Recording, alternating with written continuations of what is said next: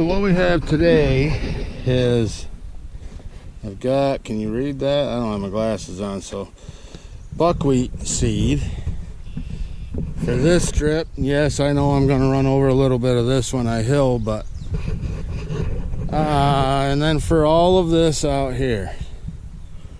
So grain manure is the only purpose we have for putting this down. I almost choked yesterday though. For the price of these bags now, we may have to seek an alternative method to doing this fertilization. I like the grain manure, but there's got to be a cheaper way. So that was $100 a bag. I bought 2 of them. I may only need 1. We'll see. And I'm going to use our little Suburban Cowboy Brenly seeder. And the only reason I'm using that, as opposed to, normally I use the herd spreader on a 4-wheeler.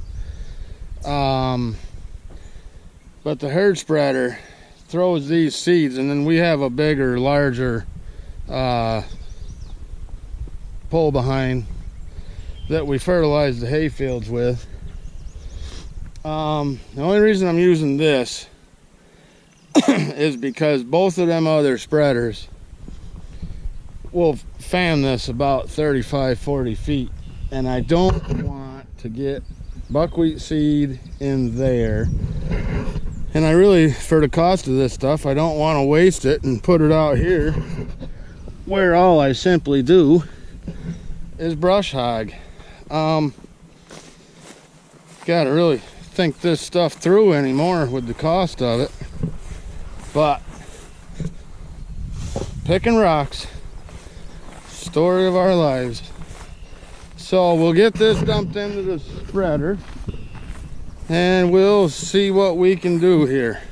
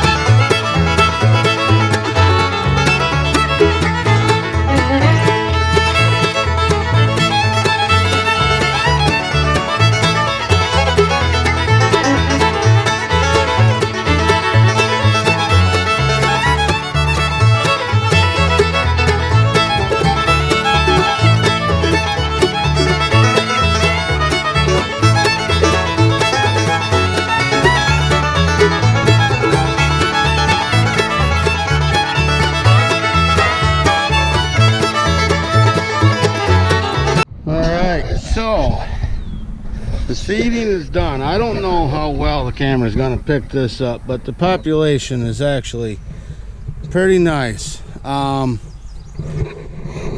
We had found out we were overpopulating it in the past, but this time it truly took both bags. In the past I've bought 2 bags, and it would basically take I don't know, a little more than one. Like, one wasn't quite enough to finish it. So in the past I would dump the second bag in to the seed or whatever I was using. Oh, pardon me. And so we were actually overpopulating. This time,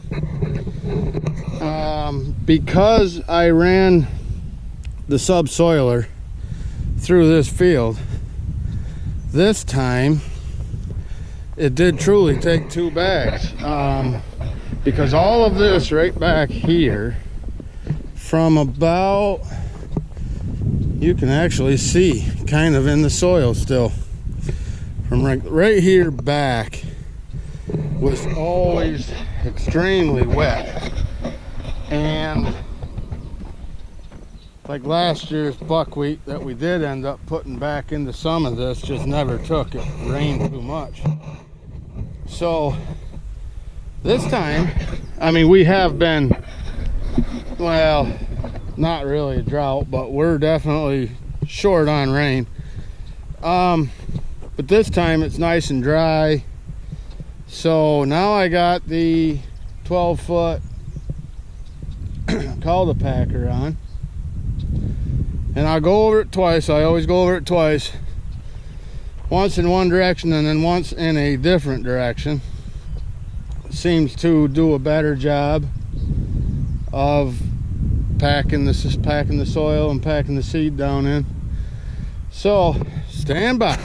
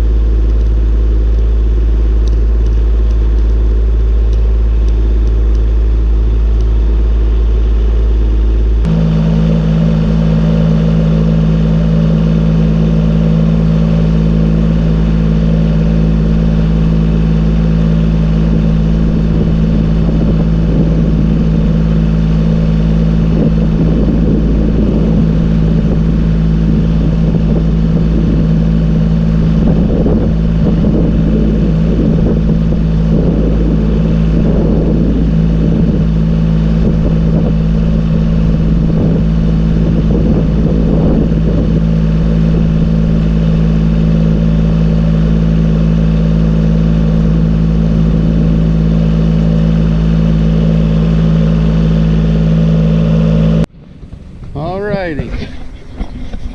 So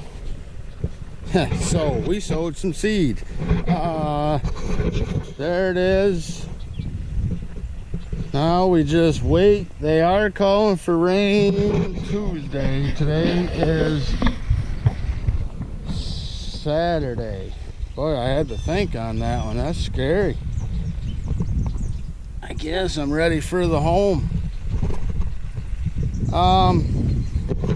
Like I said before, in the past, we weren't usually able to get all this back here, so we only had this. One bag really wasn't quite enough, so I always ended up overpopulating a little bit. And believe it or not, more isn't always better. But I want to just see if you...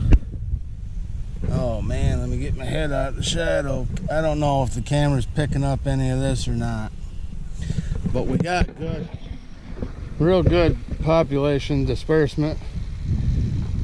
This worked out well using that little Brindley seeder. So now I'm going to take the cultipacker back up on the hill and go home and have lunch. See if my daughter is back from yard sailing with her aunt and cousin, and see what she found. Treasures. One man's trash is another man's treasure. So thanks for watching. This is a little more thorough video on our process of putting this in.